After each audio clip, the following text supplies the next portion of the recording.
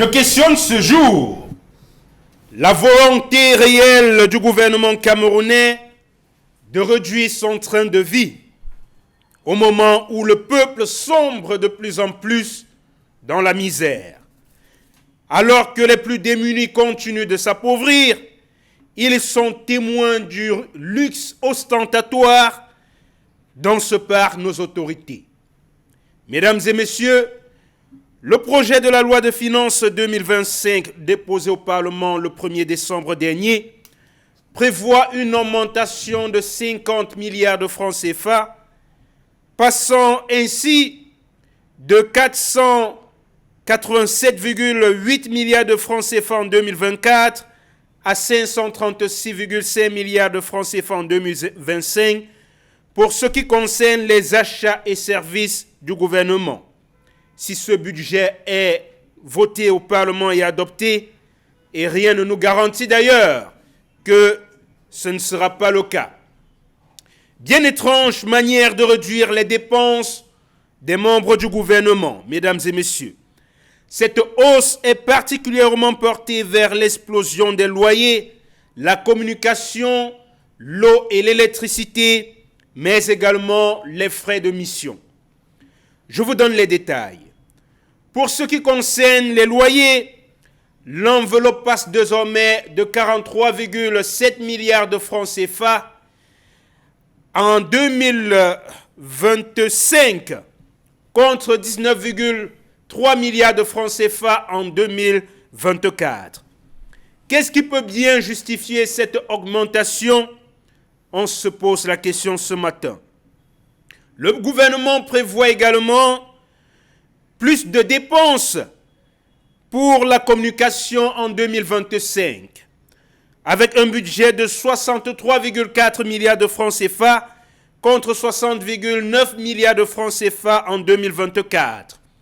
En ce qui concerne la formation du personnel, l'enveloppe passe à 31,7 milliards de francs CFA en 2024 à 35,2 milliards de francs CFA en 2025. Enfin, pour l'eau et l'électricité, le budget passe à 71,3 milliards de francs CFA en 2024 à 74,7 milliards de francs CFA en 2025. Cela soulève des interrogations. Pourquoi ces hausses spécifiques alors que la réduction des dépenses est censée être à l'ordre du jour? Question.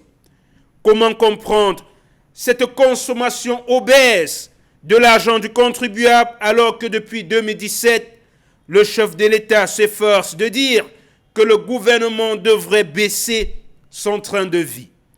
Dans sa circulaire du 20 juin 2018, servant de boussole pour l'élaboration de la loi de finances 2019, le président de la République invitait le gouvernement à assainir la rubrique dépenses du personnel, à rationaliser les dépenses liées au fonctionnement des comités, commissions et groupes de travail et surtout à dissoudre ceux dont l'existence ne se justifie plus. Il a également demandé la réduction des crédits destinés à l'acquisition de nouveaux véhicules et la rationalisation de leur affectation. Au fil du temps donc, force est de constater que le message du chef de l'État tombe dans les oreilles de sourds. Comment comprendre cette indifférence du gouvernement face à la souffrance des populations dont plus de 8 millions de personnes vivent avec un revenu de moins de 800 francs par jour selon les statistiques établies par l'INS.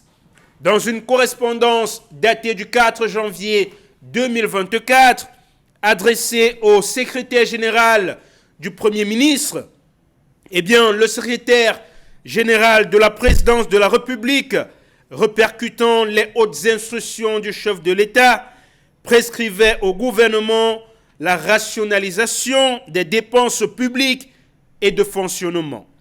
Une démarche qui visait donc à réduire le train de vie de l'État, souvent jugé excessivement coûteux.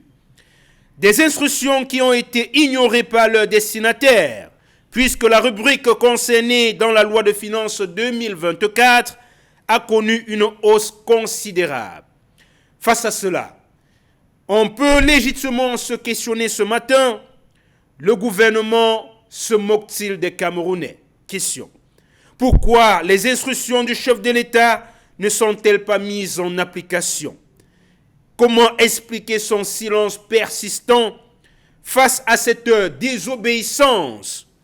Mesdames et messieurs, pour couronner le tout, le ministre de l'administration territoriale a annoncé l'acquisition de 120 nouveaux véhicules pour les autorités administratives, quand on sait qu'il y a moins de 2 ans, il annonçait également l'acquisition de 40 véhicules pour les préfets.